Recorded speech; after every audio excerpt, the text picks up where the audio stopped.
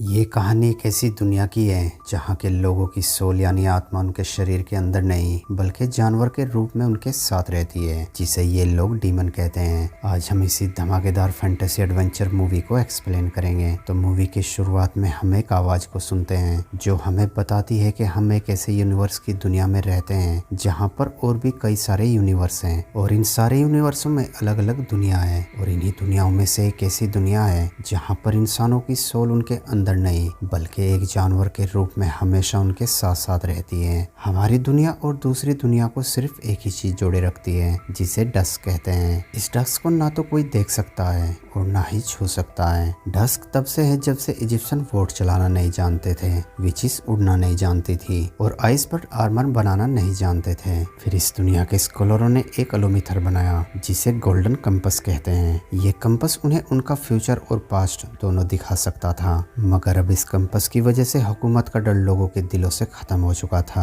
इसीलिए मजिस्टेरियल ने वो सारे कंपस तुड़वा दिए, लेकिन फिर भी उनमें से एक कंपस बच गया था और अब इस कंपस को पढ़ने की ताकत सिर्फ एक ही लड़की में थी जिसका नाम लायरा है। फिर हम लायरा को देखते हैं। लायरा एक अनाथ बच्ची है जिसके अंकल उसे यहाँ के कॉलेज को सौंप गए थे और अब लायरा इसी कॉलेज में रहती है। लायरा का यहाँ पर सिर्फ एक ही दोस्त है जिसका नाम रोजर है। रोजर को कुछ बच्चे तंग करने की कोशिश कर रहे थे, तभी लायरा उन्हें अपनी झूठी हॉरर बातें सुनाकर वहां से भगा देती है। इसके बाद लायरा अपने डीमन के साथ कॉलेज के अंदर आ जाती है जहां पर वो डीन के रूम में कुछ ढूंढ रही होती है, मगर तभी उसे किसी के कदमों की आहट सुनाई देती है। तो लायरा अपने डीमन के साथ एक कबर्ड के अंदर छिप जाती है। तभी वहां पर डीन के साथ मजिस्टेरियल का पादरी आता है। ये दोनों लायरा के अंकल लॉर्ड एजरियल के बारे में बात कर रहे थे। उस पादरी का मानना था कि लॉर्ड एजरियल कई सस्पेशियस जगह पर जाने वाला है और मजिस्टेरियल चाहते हैं कि वो ऐसा करना बंद कर दे, लेकिन डीन उसे कहता है कि एजरियल ने हमेशा इस कॉलेज का भला चाहा है और वो हमेशा वही करते हैं जो उनका मन होता है। ये कहकर डीन वहां से चला जाता है, जिसके बाद वो पादरी वहां रखी वाइन के अंदर जहर डाल देता है जिसे कुछ ही देर में एजरियल पीने वाला था, मगर लायरा ऐसा करते उस पादरी को देख लेती है।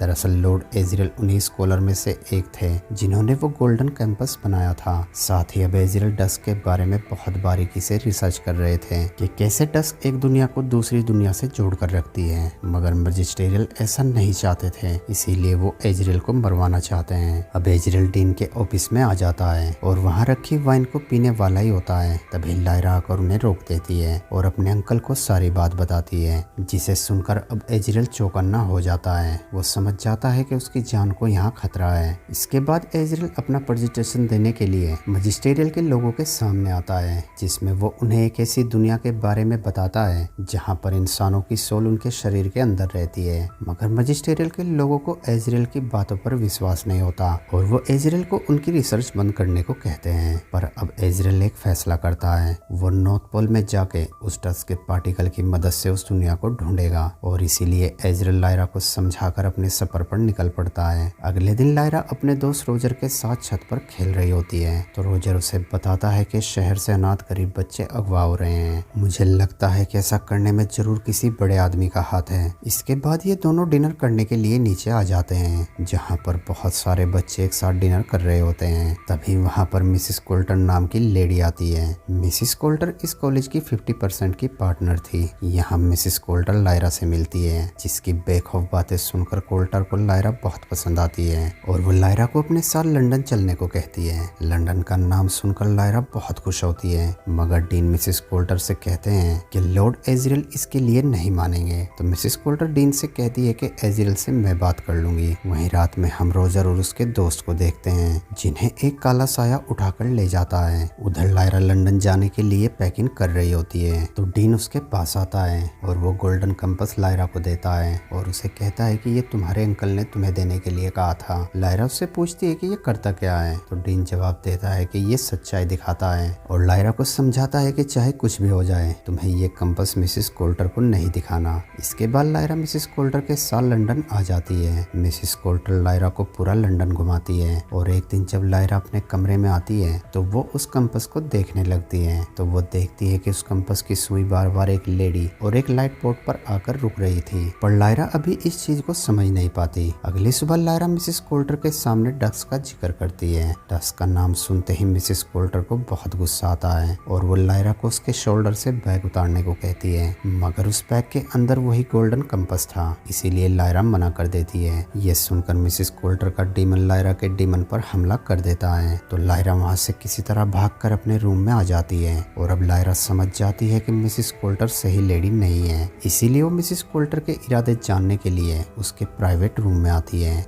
जहाँ उसे पता चलता है कि जितने भी बच्चे अभी तक अगवा हुए हैं इन सबको गैब्रियल नाम की संस्था ने अगवा किया है और उस संस्था की लीडर मिसेस कोल्टर ही है। ये सब जानकर लायरा बहुत ज्यादा परेशान हो जाती है और अब वो यहाँ से भागने का फैसला करती है। जब वो अपने कमरे में आती है तो वो देखती है कि मिसेस कोल्टर का डीमन उस कंपास को खोलने की कोशिश कर रहा है, पर तभी लायरा का डीमन उससे उस कंपास को छीनकर वहाँ से भाग जाता है। ये देखकर लायरा भी अपने डीमन के पीछे पीछे भागने लगती है, मगर जल्दी मिसेस कोल्टर के लोग उसे पकड़ लेते हैं। पर तभी वहाँ पर माँ कोस्टा नाम की लेडी आती है जो लायरा को बचा लेती है। लायरा उसे थैंक्स कहती है तो वो लायरा को बताती है कि हम तुम्हें जानते हैं, जब से तुम कॉलेज से निकली हो हम लोग तब से तुम्हारे ऊपर नजर रखे हुए हैं, क्योंकि हम जानते थे कि तुम्हारी जान को खतरा है। इसके बाद माँ कोस्टा उसे लेकर अपने लोगों के पास आती है। ये लोग वही थे जो मजिस्टेरियल के कानून को नहीं मानते थे। ये सारे इजिप्शियन एक शिप के अंदर बैठकर खोए हुए बच्चों को ढूंढने नॉर्थ की तरफ जा रहे थे।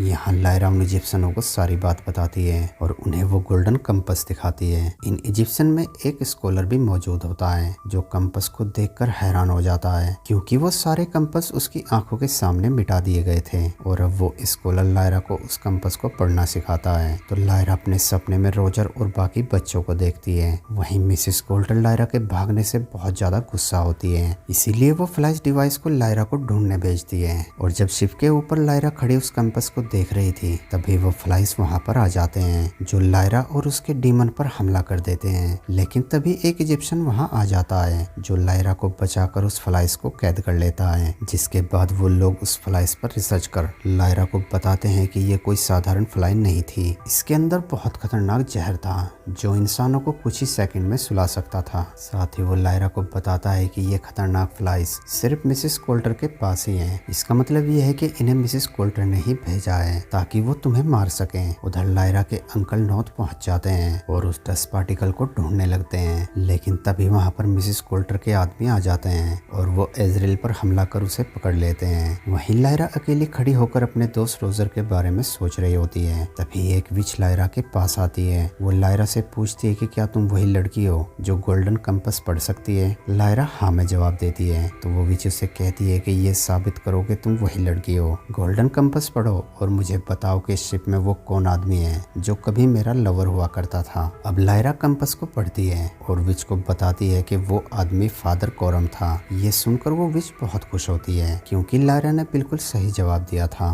और अब विच लायरा को बताती है कि कोरम से कहना कि जिन बच्चों की उन्हें तलाश है वो बच्चे उन्हें बोलबैगर नाम की जगह पर मिलेंगे, मगर उस जगह पर बहुत ज्यादा खतरा है क्योंकि उस जगह की सुरक्षा टाटा के होम गार्ड अपने वोल्टीमन सेना के साथ करते हैं। विच लायरा से कहती है कि मैं खुश नसीब हूँ जो मैं तुमसे मिली हूँ। ये कहकर विच वहाँ से चली जाती है। कुछ घंटों के बाद ये लोग नॉर्थ पोर्ट पर आ जाते हैं जहाँ लायरा की मुलाकात ली नाम के आदमी से होती है जो लायरा के हाथ में उस गोल्डन कंपास को देख लेता है और समझ जाता है कि ये लड़की किसी खास सफर पर निकली है, इसीलिए वो खुद से ही लायरा की मदद करने का सोचता है। वो लायरा से कहता है कि मेरा एक दोस्त है जो तुम्हारी मदद कर सकता है और वो लायरा को लेकर एक बड़े से बेर के पास आता है। ये एक आर्मर बेयर था जिसकी सोल लोहे से बने आर्मर से जुड़ी थी। लायरा उस बेयर से कहती है कि मैंने तो सुना था कि आर्मर बेयर लड़ते हैं और शिकार करते हैं, मगर तुम तो यहाँ गुलामों की तरह काम कर रहे हो। तो वह बेयर लायरा को बताता है कि शहर के लोगों ने मुझे बहुत ज्यादा शराब पिलाकर मुझसे मेरा आर्मर चुरा लिया है। आर्मर के बिना मैं लड़ नहीं सकता हूँ, इसीलिए मुझे मेरे राज्य से भी निकाल दिया गया। हालांकि मैंने अपने हक के लिए वहाँ के एक बेयर से मुकाबला किया पर मैं हार गया। ये सुनने के बाद लायरा कंपास से उस बेयर के बारे में पता लगाती है तो उसे पता चलता है कि ये बेयर एक प्रिंस था और इसका नाम लॉरेन बैरन्स है। साथ ही लायरा को ये भी पता चल जाता है कि बैरन्स का आर्मर कहाँ पर है। लायरा जल्दी से आर्मर का पता बैरन्स को बता देती है और बैरन्स लायरा से कहता है कि मैं तुम्हारा एहसान कभी नहीं भूलूंगा। मैं तुम्हारा तब तक साथ दूंगा जब तक तुम अपने मिशन में कामयाब ना हो जाओ। जिसके बाद बैरन्स अपना आर्मर हासिल कर लेता है और अब वो बहुत ज्यादा ताकतवर हो जाता है। इसके बाद ली और बैरन्स लायरा के साथ चल पड़ते हैं। फिर हम मजिस्टेरियल को देखते हैं जो अपने खास पादरी से कहते हैं कि मुझे खबर मिली है कि इजिप्शियन गब्रियल की तरफ तेजी से बढ़ रहे हैं,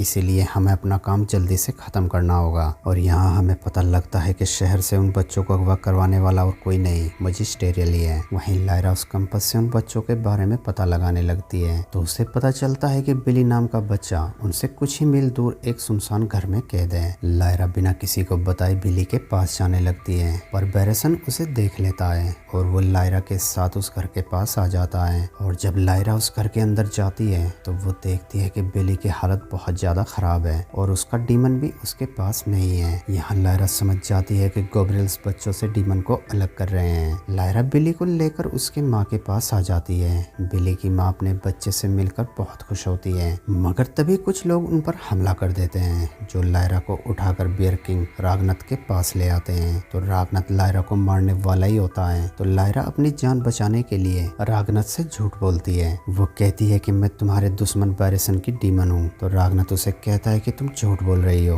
बियर की कोई डीमन नहीं होती है। तो लायरा कहती है कि मैं सच बोल रही हूँ और अब बैरसन बहुत ताकतवर बन चुका है मगर अब मैं बैरसन की नहीं बल्कि आपकी डीमन बनना चाहती हूँ क्योंकि आप एक किंग हैं। मगर ये तभी मुमकिन है अगर आप बैरसन को मार दो। मैंने सुना है कि आप पहले भी एक बार उसे हरा चुके हो। नागराथ और ताकत के लालच में लायरा की बातों में आ जाता है। वहीं बैरसन लायरा को ढूंढते हुए अपने राज्य में आ जाता है तो लायरा बैरसन से मिलती है और उसे सारी सच्चाई बता देती है ताकि वो रागनाथ को हराकर अपना राज्य वापस ले सके। इसके बाद रागनाथ और बैरसन में घमासान युद्ध होता है। एक बार तो रागनाथ बैरसन पर भारी पड़ने लगता है। तभी बैरसन लायरा का दुखी चेहरा देखता है जिसे देखकर बैरसन अपनी पूरी ताकत से रागनाथ पर हमला करता है और इस बार बैरसन रागनाथ को मार देता है और अपना राज्य वापस ले लेता है। लेकिन बैरसन जानता है कि अभी उसका काम पूरा नहीं हुआ है, इसीलिए वो लायरा को लेकर वहाँ से वापस जाने लगता है। पर तभी इनके रास्ते में एक बहुत कमजोर ब्रिज आ जाता है। यहाँ बैरसन लायरा से कहता है कि पहले तुम जाओ। लायरा जैसे ही उस ब्रिज को पार करती है तभी वो ब्रिज टूट जाता है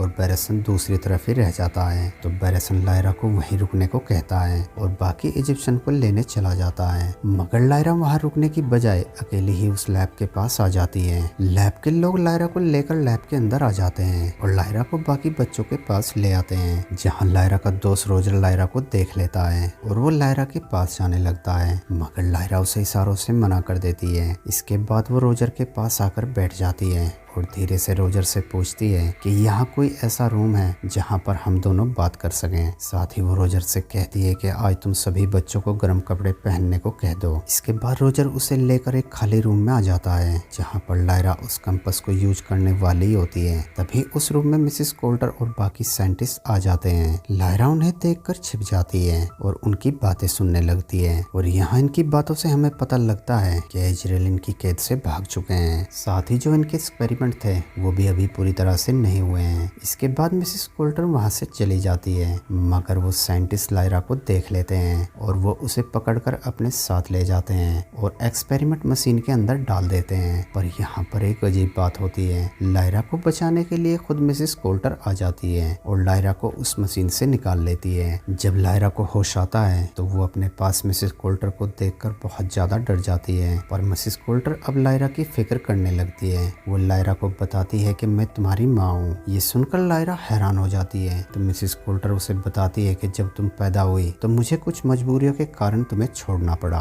यहाँ लायरा मिसेस कोल्टर से पूछती है कि क्या मेरे पिता अंकल इजराइल हैं? तो मिसेस कोल्टर हाँ में जवाब देती है। पर अगले ही पल हमें पता चलता है कि ये सब मिसेस कोल्टर का नाटक था ताकि वो उस कैंपस को हासिल कर सके। पर अब तक लायरा भी ये सब कुछ समझ जाती है और वो मिसेस कोल्टर को कैंपस की जगह एक खाली बॉक्स देती है। मिसेस कोल्टर का डीमन जैसे ही उस बॉक्स को खोलता है तो उसके अंदर से वही फ्लाई बर्ड निकलती है जो उन पर हमला कर देती है। इसी दौरान लायरा वहां से भाग जाती है और वहां से सीधी लैब में आती है और पूरे लैब को तबाह कर उन सारे बच्चों को लेकर वहां से भागने लगती है। पर तभी मिसेस कोल्टर की सेना उन्हें घेर लेते हैं। पर तब तक इजिप्शियन सेना भी वहां पर पहुंच जाती है जिसके बाद इन दोनों के बीच में घमासान युद्ध शुरू हो जाता है। वुल्फ की सेना इजिप्शियन पर भारी पड़ने लगते हैं। पर तभी वहां पर विचिस क्वीन अपनी सारी विचिस को लेकर आ जाती है और फिर ये सब मिलकर मिसेस कोल्टर की सेना को मार देती हैं और यहाँ विचिस और इजिप्शियन जीत जाते हैं। लायरा उन सारे बच्चों को इजिप्शियन को सौंप कर ली के साथ अपने अंकल को ढूंढने निकल पड़ती है। यहाँ विच क्वीन इजिप्शियन को बताती है कि लायरा वही लड़की है जो हम सबको इजराइल के जुल्मों से बचाएगी और इसी सीन के साथ हमारी मूवी का एंड हो जाता है। दोस्तों वीडियो अच्छी लगी हो तो वीडियो को लाइक और चैनल को सब्सक्राइब जरूर करना। Thanks for watching.